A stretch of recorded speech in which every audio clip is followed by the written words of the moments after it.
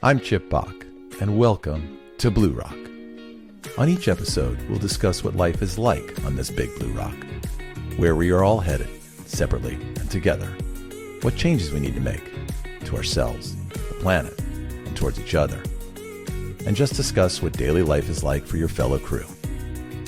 And maybe, just maybe, we may also see a commonality that connects all of us.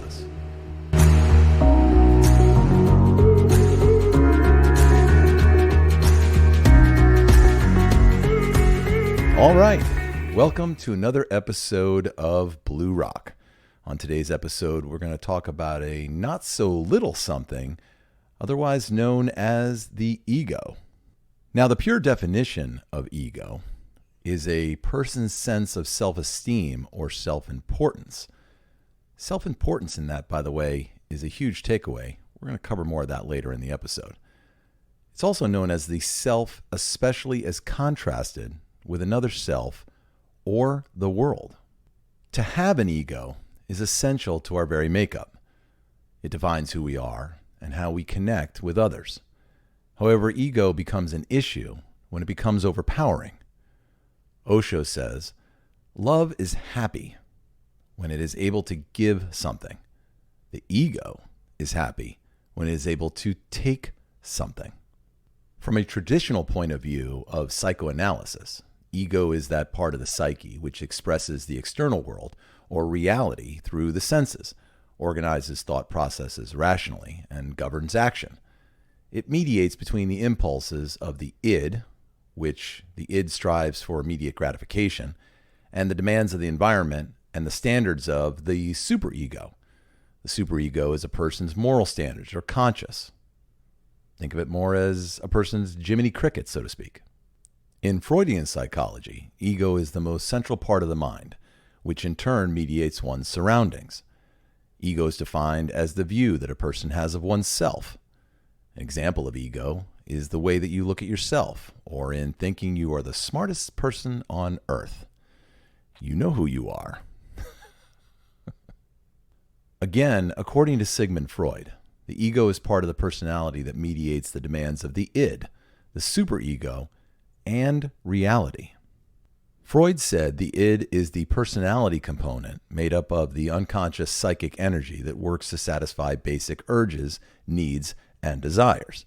The id is the most basic part of personality that urges people to fulfill their most primal needs. The superego, on the other hand, is the moralistic part of personality that forms later in childhood as a result of upbringing and social influences. Freud believed it is the ego's job to strike a balance between these two competing forces and to make sure that fulfilling the needs of the id and the superego conforms to the demands of reality. Freud liked to say, where id was, there ego shall be. Sigmund was deep, bro. See, Freud believed the ego operates in both the preconscious and the conscious, and its strong ties with the id meant that it also operates in the unconscious. Based on this, the ego operates based on the reality principle, which works to satisfy the id's desires to be realistic and socially appropriate. According to Freud, for example, if someone cuts you off in traffic, the ego prevents you from chasing down the car and physically attacking the driver. The ego allows us to see that this response would be socially unacceptable, but it also allows us to know that there are other more appropriate means of venting our frustration. So now you see why I talked about Freud first in regards to this episode on ego, because I disagree with this opinion. See, it feels more likely that a person's id would be upset by getting cut off by the car and tell the ego, hey, do they know who we are? F them. Let's go get them, bro. And then chase the car down. Classic road rage. Or as I like to call it, leading with ego. In his 1933 book, New Introductory Lectures on Psychoanalysis, and yes, if you can't tell by that title, it is quite the page turner. Freud compared the relationship between the id and the ego to that of a horse and rider. The horse represents the id, a powerful force that provides the energy for forward motion. The rider represents the ego, or the guiding force that directs the power of the id toward a goal. Interestingly, though, Freud noted that this relationship did not always go as planned. Imagine that. In less ideal situations, a rider may find themselves simply along for the ride as they allow their horse to go in the direction the animal wants to go. Again, this is where I feel everyone on the planet is reacting from more commonly. Our ids are taking our egos for a ride. Eckhart Tolle, author of The Power of Now, said this: "The most common ego identifications have to do with possessions, the work you do, social status and recognition, knowledge and education, physical appearance, special abilities, relationships, personal and family history, belief systems, and often also political, nationalistic, racial, religious, and other collective identifications. None of these are you." I'm going to say that again for those in the balcony. None of those are you. So was Freud wrong in some ways about the ego? When ego creates self-confidence, it works to serve us well, potentially creating opportunities to live in our zone of genius, as defined by Gay Hendricks in The Big Leap, for example. However, you will find the ego is blocking most of us on this big blue rock from growing, learning, ultimately from bringing humanity together. Ego is really just creating more division right now. According to Deepak Chopra, the ego relies on the familiar. It is reluctant to experience the unknown, which is the very essence of life. The ego, in biological terms, resides in two locations, the limbic and the reptilian brain. By the way, we discussed this in episode 5 with Todd Zog. The limbic brain processes emotional responses.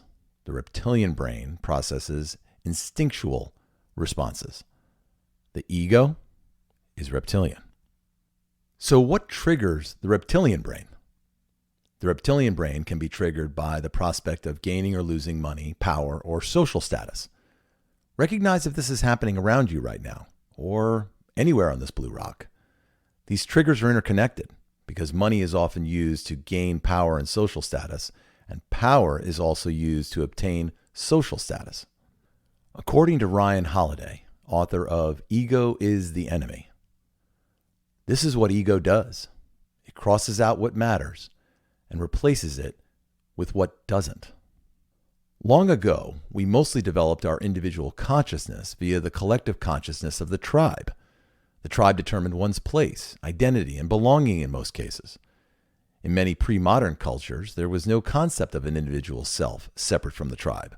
And in some of the indigenous languages, the word I didn't even exist. Our identity formed at the group level as an interdependent network of relationships that included the natural world as family. Our sense of belonging and purpose was thus deeply embedded within this collective context, from where our sense of self emerged as an integral part of nature's living systems and the larger universe. Mahatma Gandhi summarized it like this: when the ego dies, the soul awakens. Aboriginal elder Uncle Bob Randall expresses this beautifully. He describes the tribal consciousness of nature as family and ourness, as compared to modern civilization's concepts of ownership, separation, compartmentalization, and mindness. To quote Bob Randall, "The land grows all of us up. It really does. The land owns us. It's the ancient one, not us. We're the children who come and go, take what we need for a short time, and then pass to our children. The ourness stretches from horizon to horizon. The clouds are the ceiling at daytime, and the stars at night. To that size of you and what you're responsible for, to shrink down to this little box of my house, my car, it's so small in comparison to what's ours. And you're part of that ourness, and you feel that so well. You feel good when you're in that space. Feel like you're living with family. When you include everything that's alive in that space, then you grow up knowing, believing, and accepting that these are all your family. You can never feel alone in that situation. Something else I think we're getting lost in right now on this Big BluRock is hubris. Hubris is an extreme manifestation of ego and is usually displayed as what I call hyperconfidence or arrogance, signifying to others that you know best. It's only hubris if I fail. Julius Caesar. Hubris is the characteristic of excess confidence or arrogance, which leads a person to believe they may do no wrong. The overwhelming pride caused by hubris is often considered a flaw in a person's character. This excess of confidence and arrogance in oneself often leads to a lack of self-awareness and harmful or self-defeating behaviors. Hubris is often found in very successful individuals due to the nature of their positions. Based on the ancient Greek meaning, hubris is always seen as negative. It refers to too much pride or arrogance and does not refer to simple self-confidence or ambition, traits which can be neutral or in some cases even positive. When it appears alongside the contempt for the advice and criticism of others, hubris causes leaders to significantly overreach themselves, making risky and reckless decisions with harmful, sometimes catastrophic consequences for themselves, their organizations, institutions, and even for society. Imagine that.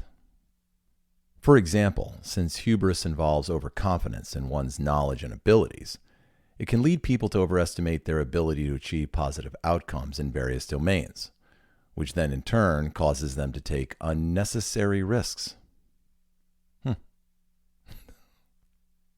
Hubris can even lead people to overestimate the validity and reliability of their institutions, and consequently to over-rely on those institutions while avoiding proper reasoning, especially if it involves discussions with others. Eckhart Tolle also said this: all you need to know and observe in yourself is this: whenever you feel superior or inferior to anyone, that's the ego in you. Mike Maples Jr. says, ego is about who's right. Truth is about what's right. So, do we continue to lead with ego on this Big BluRock? Is it time for ego to die in order to bring this planet together? I ask that we all take a closer look at our own egos and determine how they are serving us. Or are we serving it? Next time you react with anger towards a stranger, your neighbor, a friend, a family member, your spouse, try and pause to see what's causing your reaction. Is it warranted? Is it justified? Or is it just your ego stepping up to say, do you know who I am? T.S. Eliot said, half of the harm that is done in this world is due to people who want to feel important. They don't mean to do harm, but the harm does not interest them.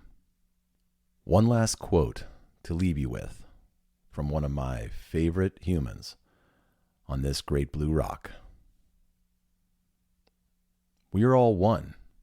Only ego, beliefs, and fears separate us. Nikola Tesla. Find peace, lead with love, and live aloha.